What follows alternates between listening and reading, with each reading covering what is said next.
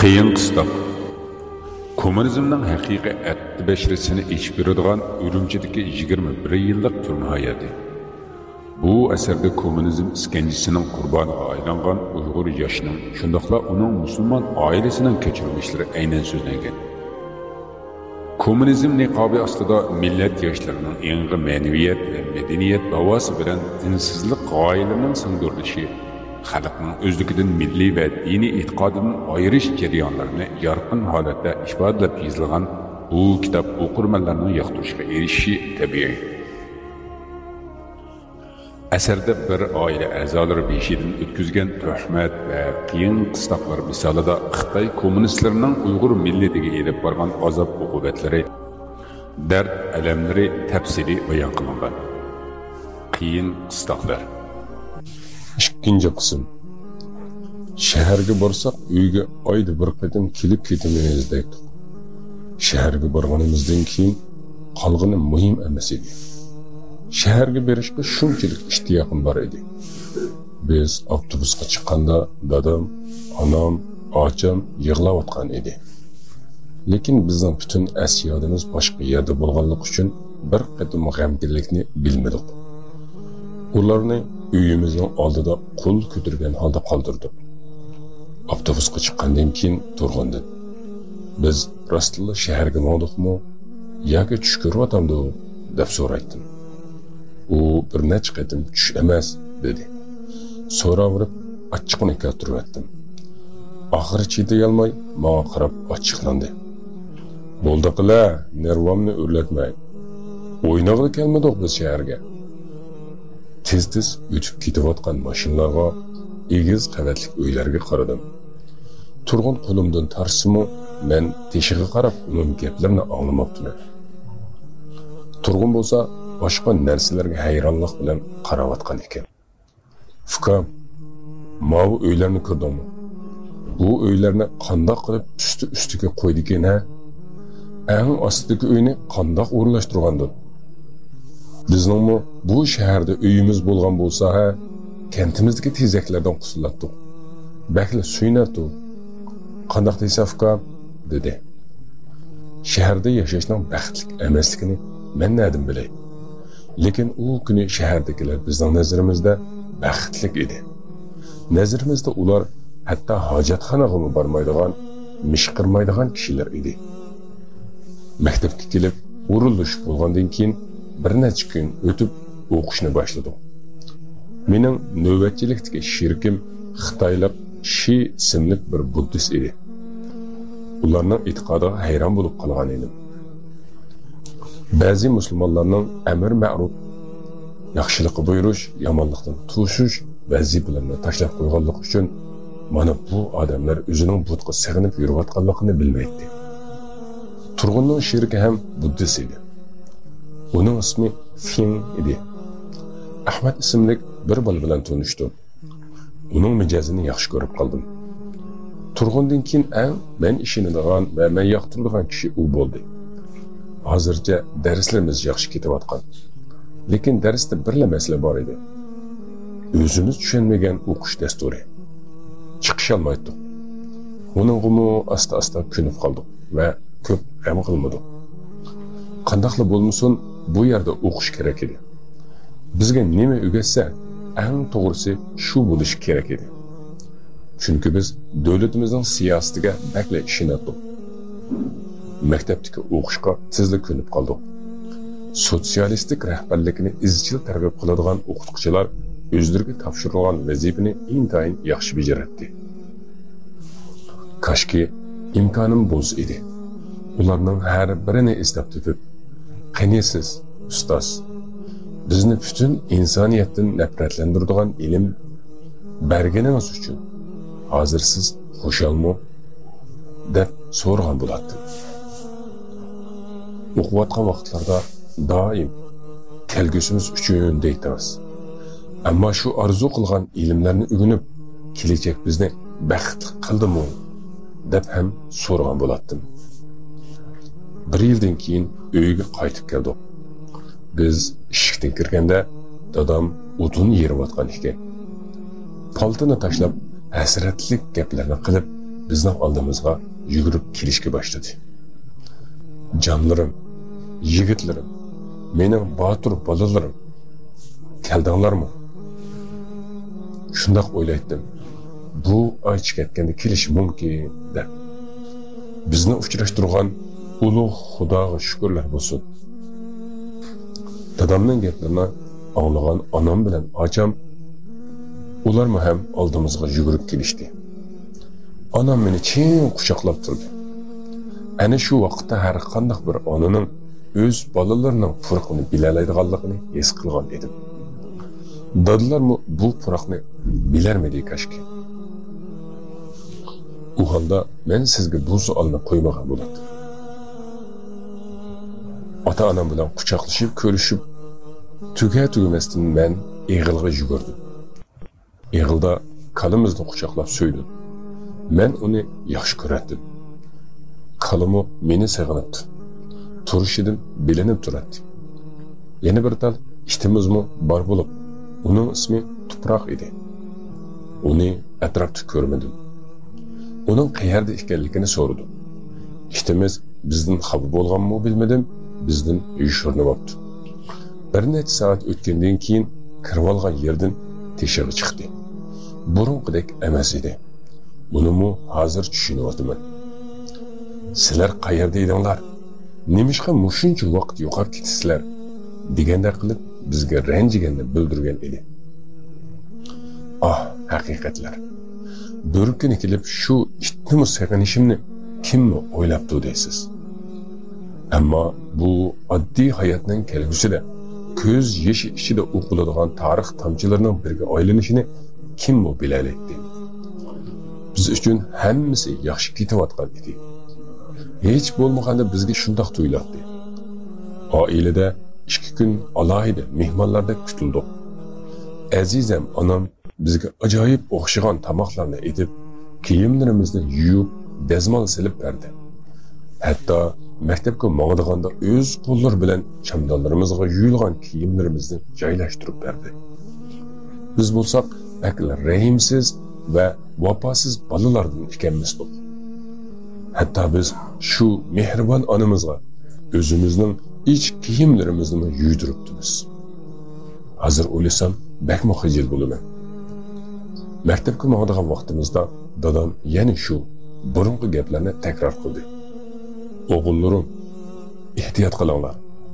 Bolalarim, hech kim sizlarga dinsiz bo'linglar demaydi. Sizlarni ustuliq bilan dinsizlashtirib etadi. Ular avval sizlarga kitob berishdi. Keyin sizlar javob berolmaydigan savollarni so'rashib, fikringizni ikkilantirdi. Undan keyin ular sizlar xato qilganmi yoki qilmaganmi buni o'zinglar bilolmaydigan holga tushirib qo'ydi. Buni shundoq ustuliq bilan qiladi-ki, nima bo'lganini, nimalarni qilib qo'yganliklarini o'zinglarmi bilolmaydigan holga kelib qolasizlar. Turg'un va men bu gaplarda zerikib ketdim. Dadamning bundoq deyishlardan to'limi zerikkandim. Men dada deb dadamga gap qilishga boshladim. Siz bizni kichik bola deb o'ylab qoldingizmi? Biz Uyg'ur, dinsiz bo'lib ketishimiz mumkinmi? Tumurimizni eqiyotgani Uyg'ur qani. Yana necha qatim deymiz? Dadam burunqi gaplarga o'xshash so'zlab so'zini davom qildi. To'g'ri yo'lda yurgan bo'lsanglar, sizlarni charlab turishdi. Qonning kuchi yetmaydi. Faqatla Uyg'ur bo'lganliginglar uchun men to'g'ri yo'lda boraman deb o'ylashinglar butunlay xato. Erqinglarni suyinglar. Lekin Uyg'ur bo'lish bilan hamma narsa o'ngshilib qolmaydi. Bu qatim turg'un gap qildi. Dada, biz Xitoy zulmiga qarshi nomimizni yezib qo'ygan. Bizga dinsiz bo'linglar deyishga kimning haddi? Shundoq deganlarning eg'iz burunlarini sundirmaydiman dada. Dadamning so'zlaridan zerikayotganligimizni bilgan dadam eshik oldida do'ylab qo'yilgan o'tinlarning ustida o'ltirib gap qilishga boshladi. Bilaman, sizlarni zeriktiryaptim. Bolalarim, meni kechiringlar. Men G'o'ljidagi chaqda dinsizlik aqidasiga aylantirilgan yoshlarni o'z ko'zim bilan ko'rgan edim. Umoq bolalarim, dinsizlik bilan mansab birlashsa, insonni qandoq ahvolga tushirib qo'ydiganligini tasavvur qila olmaysizlar. Dadam ikkimizning chiroyiga illiq mehr bilan bir qarab o'tgandan keyin yana gapini davomlashtirdi. O'g'illarim, oxirgi gapim shuki, dinsizlik insonni rahimsiz qilib tashlaydi. İnson o'zining terisini qo'shiq qilib, boshqalarning go'shini shilib tashlaydi. Bularni hargizmi unutmanglar. Ikkimiz beparvolik bilan maktab yo'liga chiqib, avtobusni kutib atgan edik. Bu qatimmi onam bizga har xil narsalarni tayyorlab qo'yibdi. Ocham yenimizdan ketmagan edi. U ham bizga hasrat bilan qarab turardi. Shu arada uning yeniga berib, qulqiga asta pichirladim. Ocha, sizga bir gapni deyman.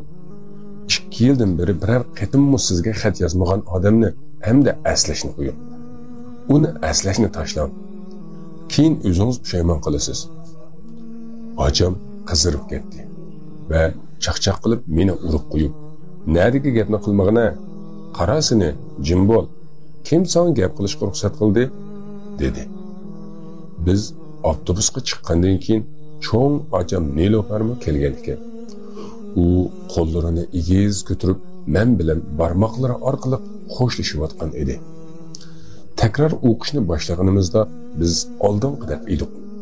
Ammo bizga tuzilgan kitoblar ilgirkiga qat'iy o'xshamaydigan bo'lib, butun darslik ilm mekrlar bilan to'lgan ekan. Biraylan Turg'un bilan menga bir til roman berishdi. Aslida u romanni o'qituvchimiz bergan ekan. Lekin uni o'zining qo'li bilan emas, saboqdishimizning qo'li orqali beribdi. Birinchi roman oddiy bo'lib, bizga bakli yoqqan edi.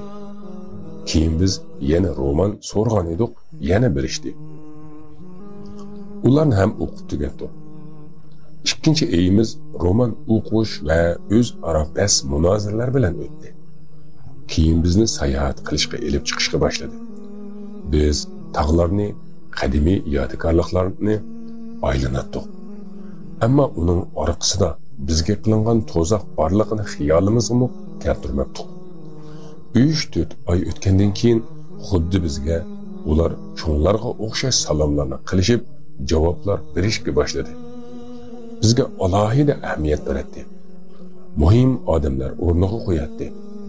Ömrümüzde bundoq hurmatlanadigan muomalaga uchrab boqmagan edik. O'qishimiz davom qilib, 5-yilga kelganimizda bizning oilamizning jahil bir oila ekanligiga ishontirishdi. 6-yilga kelganda ota-onamizning mutaassib ekanligini o'ylashga boshladik. Allohni inkor qilishimiz uchun bizga ular bir qatimdala Allohga ishonma deyishmagan edi. Har xil yo'llar bilan bizdan savollar so'rashadi. Biz bo'lsak javob berolmaganligimiz uchun ikkilanatdik. O'zimiz sezmagan holda mushundoq bo'lib qolgan edik. Hamma narsani shundoq ustuliq bilan planlagan ediki, qayerda mutaassib musulmon qiyofatini ko'rsak, mana musulmonlar mushundoq bo'ladi deyishib, bizni musulmonlardan seskandirishadi. Biz bilan to'xtamay orlashib, o'z g'oyalarini singdirishdi. Haftada 2 yoki 3 qatim kitob o'qib tugatdik. 1 yildan keyin biz Alloh va dinni tunimas holga keldik. Biz buni oilamizdan yushirib kelgan edik. Qanday qilib biz Allohni tunimas holga kelib qoldikki, bizni dinsizlikqa yetaklaganlarning ustiligiga hozirmi hayron qolaman. Uyg'urligimizni va musulmon ekanligimizni xiyolimga keltirmaydigan holga kelib bo'lgan edi. Beshida sotsialistik tuzumini maqtash bilan birga yaqinlashdi. Keyin bizni kommunistga aylantirdi. 7 yildan keyin butunlay qurib qaqshal bo'lib, mukammal bo'lgan kommunist ideyasida yetishib chiqdi. Xiyolimni bo'lsa, mutaassib musulmonlarni o'ldirib, gazetlarga chiqish kabi bo'lmag'ur xiyollar egallab bo'lgan edi. Dunyoga parvoyimiz yo'q edi. Bizlarga kommunizm kelsa butun dunyo baxt saodatga erishadi deb uyg'otiladi. Kommunizm kelish uchun bari kuchimizni sarf qildi. Dadam bizdan ansirashga boshlagan edi. Ishongisi kelmasimi nimalarnidir sezib bo'lgan edi. Bu aqidamizni ortiq yoshirishni xohlamadik. Turg'un allaqachon qaror qilib bo'lgan edi. Turg'un: "Men ortiq chiday olmayman. Endi dadamga va onamga butun ahvollarimizni deyman" deydi. Kentimizga o'qish bitirib qaytganimizda Turg'un dadamdan so'rashga boshladi. "Dada, siz degan Alloh zoti qayerda?" Dadam qattiq hayronlikdan keyin javob berdi. "Alloh Qur'oni Karimda kelganidek arshining ustida. Bu nima deganligini bilamsizlar?" Gap tugamasda Turg'un dadamga qarshi chiqib: "Qo'yinglar bo'ldi dada. Endi bundaq gaplarni tashlang. Undaq narsalarga ishonmang. Ozroq zamonaviy bo'lsangiz-chi. Bugungi kunda Xudoga ishonadigan gap bormi?" deb dadamga savol qo'ydi. Dadamning ko'zlari chaqchiyib chiqib ketay dedi. Chunki bu gaplardan og'zi echilib qolgan edi. Men qo'rqqan ish dal mana bu edi. "Ey Allohim, abadiy tugashdim" deganicha dadam eshikdan asta chiqayotgan edi. To'xtab qoldi. Dadam ko'z yoshlarini aytib bizga javob berdi. Buningdan 10 ming yil yoki 100 ming yil burun Nuh alayhissalomning o'g'limi Allohga ishonmaydi. Imonsizlik bizning zamonimizda paydo bo'lgan narsa emas. Bundan million yillar ilgarimi Allohga ishonmaydiganlar va Allohga ishonadiganlar bor bo'lgan. Bizning maktabda egallagan tushunchalarimizni avval ota-onamiz yoqtirmadi. Ondan keyin keyingilarmi bizni yoqtirishmadi. Lekin ko'plagan yoshlar bizga qo'shildi. Uylanganlarimiz bizni tinch qo'yishmaydi. Har qatim uyga kelganimizda uydagilarni zaharlaydi. Dadam ichidan azoblanadi. Ammo biz bilan talash tortish qilmaydi. Bu gaplarni qilishdan o'zini elib qochadi va bizni to'sishga urinmaydi. Ammo u har doim bir mutaassibni yo'ldan qaytarmoqchi bo'lsangiz, o'z fikrida chin turib oladi deydi. Xitoylarning maqsadi Lenin va Marksni iloh deb tunutish edi. Barg'an sari darslarga bo'lgan qiziqishimiz yo'qolib ketmoqda edi. Ba'zi tashkilotlarning o'quvchilari barliq kuchini tashkilotga sarf qilish uchun ularni darslardan sug'utishga boshlagan. Biz dars o'rganayotgan o'quvchilarni ko'rsak, itdek dars qilyotidi deyishadi. Biznimi shu o'quvchilarga o'xshash demisu deyishib, dars qilish ahmoqlarning ishi deb dars o'rganmaydi.